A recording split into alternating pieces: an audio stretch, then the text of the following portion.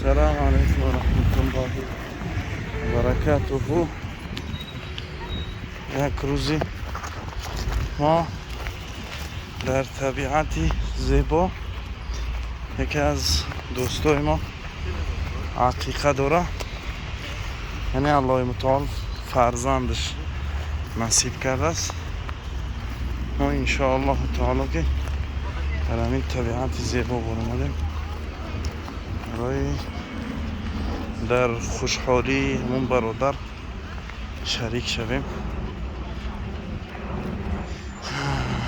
در حال در شهر استانبول قرار داریم، یعنی طبیعت استانبول.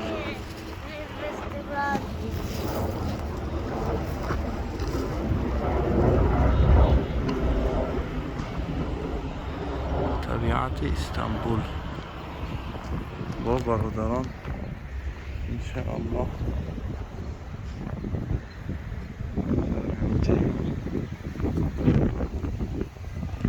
استانبول بسیار شهر زیبا و